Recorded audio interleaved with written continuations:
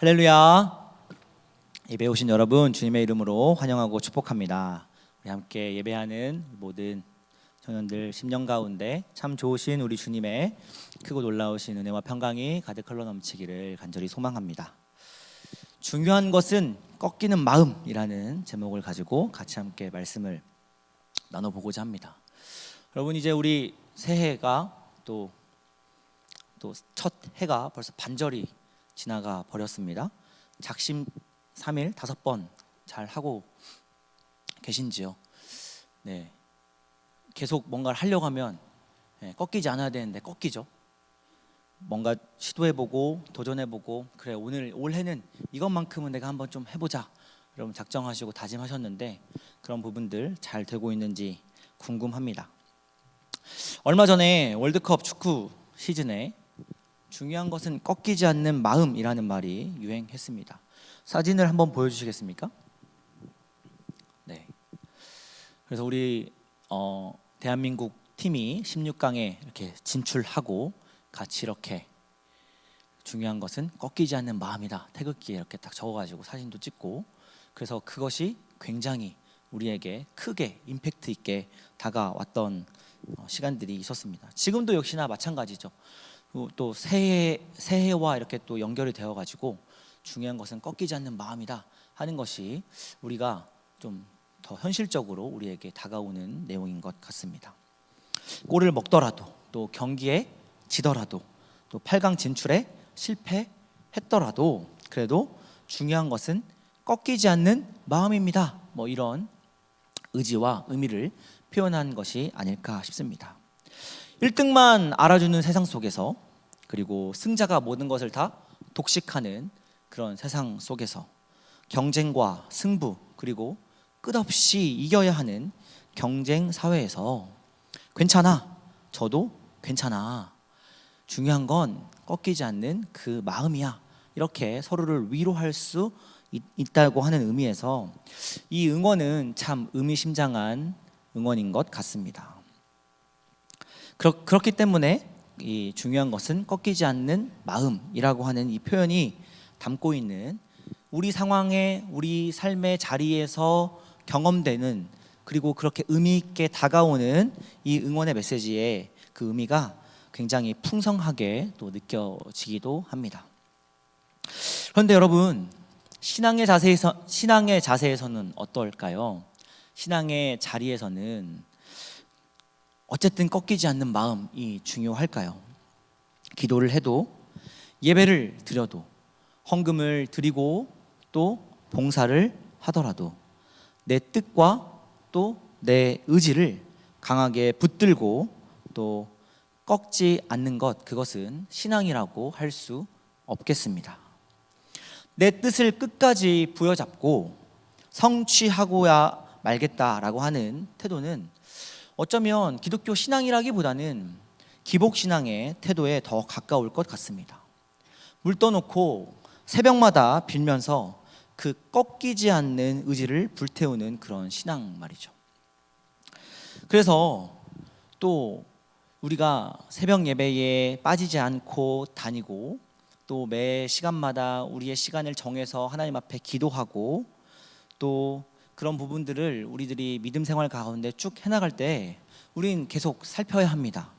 이것이 우리의 마음, 우리의 원, 우리가 무엇인가 이루고자 하는 것, 그것을 신앙에 투영하여서, 혹은 예수님께 투영하여서 이 기도라고 하는 것이 도깨비 방망이가 되어서 금 나와라 뚝딱, 은 나와라 뚝딱, 그렇게 우리는 기도라고 하는 것을 이용하고 있는 것은 아닌가 라고 하는 것에 대해서 우리가 한번 고민해보고 스스로 성찰해 볼 필요가 있습니다. 그리고 또한 우리는 누구나 사람이라면 어쩔 수 없는 것 같은데요, 누구나 사람은 우리의 이름을 나타내고 또 드러내기를 또 원합니다. 오죽하면 호랑이는 죽어서 가죽을 남기고 사람은 죽어서 이름을 남긴다라고 하는 속담이 아직도 없어지지 않고 우리에게 전해져 오고 있는 것을 보면 정말 그렇겠다라는 생각을 해보게 됩니다. 그래서 우리가 생각하고 또 고집하고 주장하는 바가 있으면 어떻게 해서든지 그것을 끝까지 실행시키고 또 관철시키려고 하는 것이 또 우리의 의지인 것 같습니다. 하지만 신앙의 자리에서 한번 생각해 보면 어떨까요? 기도는 하나님과의 대화입니다. 그 대화를 여러분들 하실 때 어떻게 할 때 대화가 되나요? 핑 했으면 퐁 해야죠. 핑퐁 핑퐁 왔다 갔다가 해야 대화가 되는 것이죠. 대화는 그런 의미에서 때로는 내 뜻을 꺾고 상대의 뜻이 무엇인지를 받아들이는 과정이기도 합니다. 그러면 기도가 대화라고 우리가 그렇게 정의할 수 있다고 한다면, 하나님과의 대화라고 정의할 수 있다고 한다면, 기도는 무엇입니까? 내 뜻을 때로는 꺾고 주의 뜻을 내 삶 가운데 받아들이는 것, 그것이 대화, 기도라고 하는 것입니다. 그리고 어떻게 기도해야 할지 모를 때, 어떤 방향을 가지고 기도해야 될지 모를 때 우리에게 그 방향에 대해서 분명하게 알려주는 것, 그것이 바로 말씀이죠. 그렇게 말씀을 읽으면 그렇게 강하게 휘두르던 내 뜻이 어느새 꺾이고 있구나라고 하는 것을 우리가 발견해 볼 수 있을 것입니다. 오늘 본문 말씀, 우리가 함께 읽은 이 본문 말씀에서 우리 주님께서 가르쳐 주신 기도는 우리에게 이렇게 말씀하고 있습니다. 주의 뜻은 하늘에서 이루어지고 내 뜻은 땅에서 이루어지게 해주십시오. 이게 아니라 주의 뜻이 하늘에서 이루어짐 같이 이 땅에서도 주의 뜻이 이루어지게 해주십시오. 내 뜻대로 되는 것, 내 것을 관철시키기 위해서 하는 것이 기도인 것이 아니라 내 뜻을 꺾고 하늘의 뜻이, 하나님의 뜻이 이 땅에, 조금 더 구체적으로 말하면 내 삶 속에, 내 삶 한가운데 이루어지기를, 내 뜻을 꺾고 주의 뜻이 세워지기를 이렇게 원하고 간청하는 것이 기도라고 하는 것입니다. 중요한 것은 꺾이지 않는 마음으로 내 뜻을 이루고 목표를 달성하고 또 계획한 대로 성취하려고 하는 것, 그것이 아닙니다.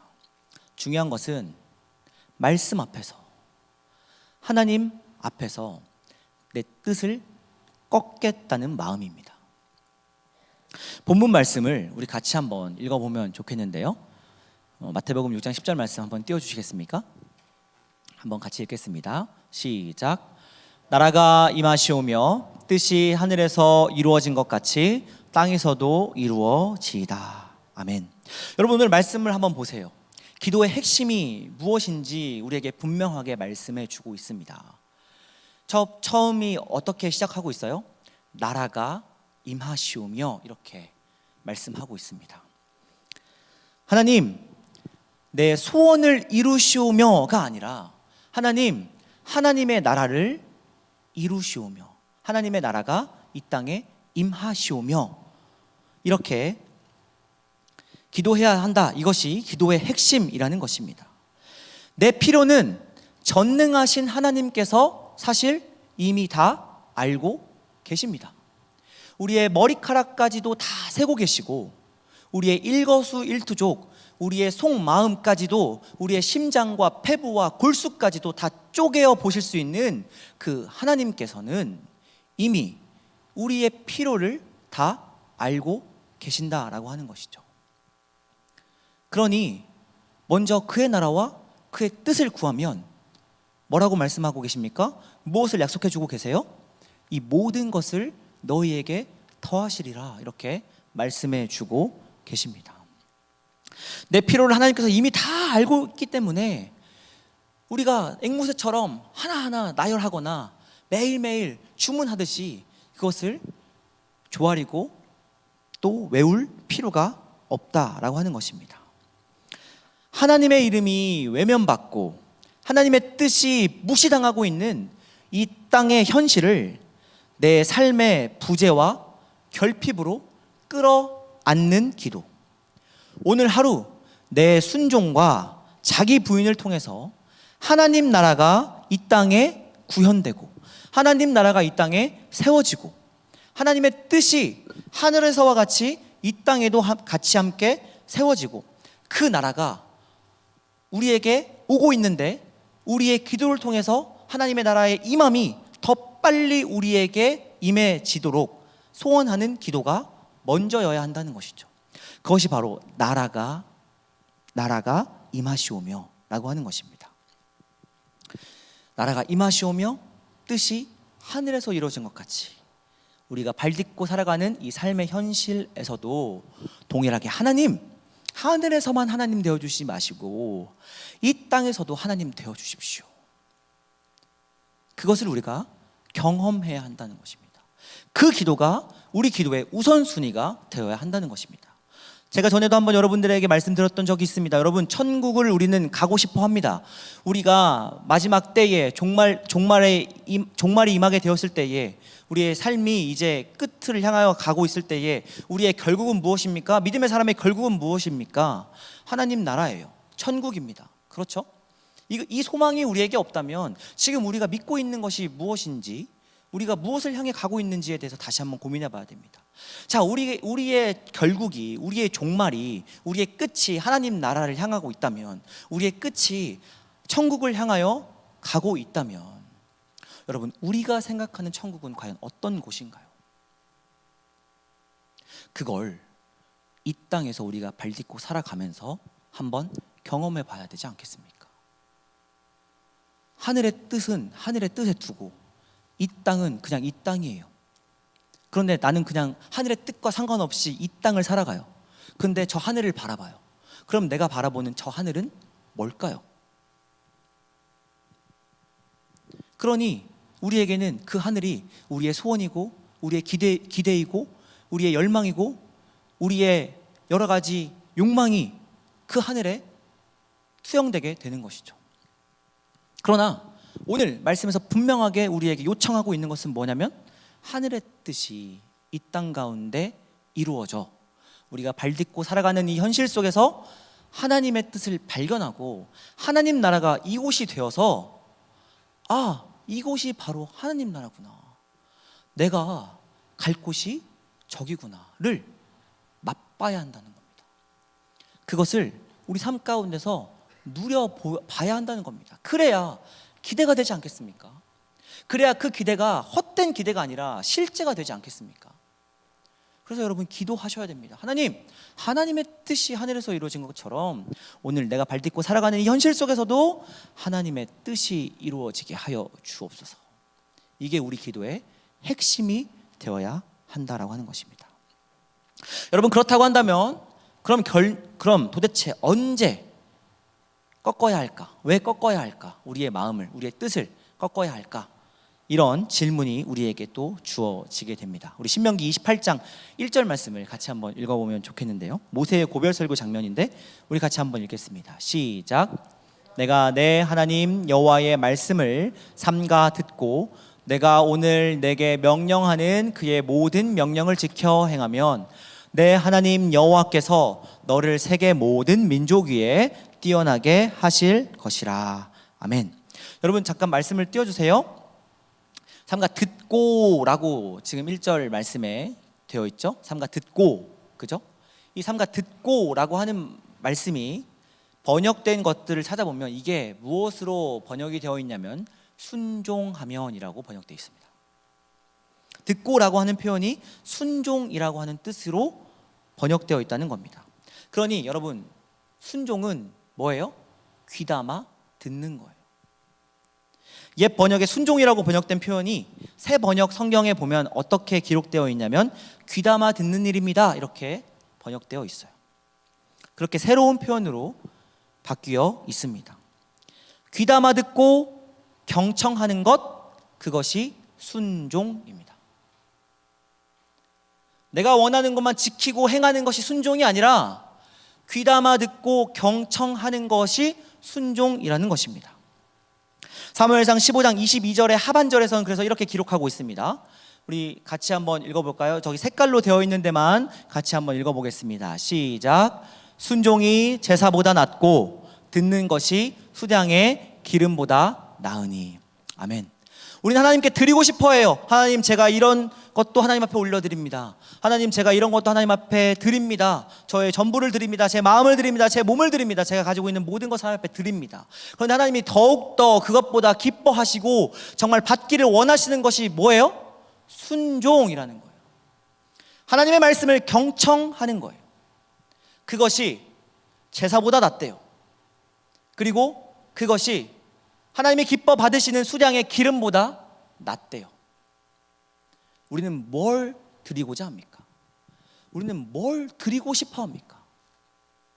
내가 가지고 있는 거, 내가 원하는 대로, 내가 주머니에 좀 있는 거, 남는 거, 드리는 거, 하나님 그거 기뻐하시는 게 아니라 하나님이 기뻐하시고 원하시는 건 하나님의 말씀을 듣고 경청하는 것, 순종하는 것이라고 우리에게 오늘 분명하게 말씀해 주고 계십니다. 여러분, 그렇게 열심히 들어요. 그렇게 열심히 들으면 어찌 그 뜻을 파악하지 않을 수 있겠습니까? 공부해라, 공부해라, 공부해라, 공부해라 계속 엄마가 이야기합니다. 어느 순간 엄마가 공부하라는 게 이런 거구나라는 게 생각이 납니다. 그 뜻이 무엇인지 분명하게 파악될 때가 있습니다. 듣다 보면, 계속해서 듣다 보면 그 뜻이 파악됩니다. 그 뜻을 알게 되면, 그런데 우리의 안에 어떤 갈등이 생기냐면 그 뜻과 내 뜻이 부딪힙니다. 듣다 보면 하나님의 뜻이 무엇인지 알겠어요. 근데 그 하나님의 뜻과 내 뜻 사이에서의 갈등이 일어난다는 것이죠. 그러면 그때 우리가 할 수 있는 것이 무엇일까요? 내 뜻을 이루어 달라고 고집하거나 아니면 내 뜻을 꺾거나, 둘 중 하나겠죠. 내 뜻을 꺾게 해달라고 하는 것이 바로 기도의 자리입니다. 하나님, 내 거 말고요, 하나님께 이루어지게 해주세요. 아직은 내 걸 꺾는 게 조금 아프지만, 조금은 어렵지만, 아직은 좀 힘들 수 있지만 하나님, 그래도 저 이거 하나 꺾어 볼게요. 이 꺾여진 자리에 하나님의 것이 세워지게 해주세요. 꺾여서 조금 불완전한 것처럼 보이지만 하나님, 하나님의 것이 더 완전하다는 것을 내가 들음으로써 알게 되었으니 하나님, 내 것을 꺾으신 그 자리에 하나님의 것을 세워주세요. 이게 우리가 기도하는 내용이라는 것이죠. 그 갈등의 자리에서 내 것을 꺾는 것이 바로 기도의 자리입니다. 기도하지 않으면 결국에 말씀을 내 방식대로 해석하게 돼요. 기도하지 않으면 말씀을 내 상황에 맞게 가지고 와서 풀어냅니다. 그리고 그렇게 적용하고 대입합니다. 그렇게 하면 또 돼요, 여러분. 그게 무서운 겁니다. 그냥 말씀을 가지고 와서 내 삶의 자리에 적용하고 거기에 대입하고 그렇게 해석하고 살아가면 살아가져요. 그게 무서운 거예요. 기도하지 않는 사람들은 그렇게 가지고 와서 하나님의 뜻이 세워져야 될 그 자리에 자기 것을 세워나가고 그것을 말씀으로 이렇게 변증해 나갑니다. 그리고 그것이 하나님의 뜻이라고 이야기하죠. 여러분, 그렇기 때문에 기도해야 합니다. 그래야 우리의 뜻이 아니라 하나님의 뜻이 우리의 삶 가운데 세워지게 되고 그것이 우리 삶의 자리에서 분명해집니다. 추상적인 것이 아니라 우리 삶의 자리에서, 그 삶의 실제의 그 자리에서 그 하나님의 뜻이 분명해져요. 그렇게 여러분, 중요한 것은 꺾는 마음입니다. 내 힘으로 의지적으로 꺾겠습니다. 야, 꺾어라, 뽑혀라, 막, 야, 꺾겠습니다, 막 내 마음을 막 꺾고, 이게 아니라요. 기도의 자리에서 힘들고 어렵지만 가랑비에 옷 젖듯이 하나님, 나라가 임하시오며 하늘의 뜻이 하늘에서 이루어진 것 같이 땅에서도 이루어지게 하여 주십시오. 그렇게 가랑비에 옷 젖듯이 스스로 스르르 꺾이는 그 꺾임 말입니다. 때때로 우리가 신앙생활 할 때마다 이런 질문이 들 때가 있어요. 종종 하나님 왜 나한테 명확하게 말씀해 주시지 않으실까?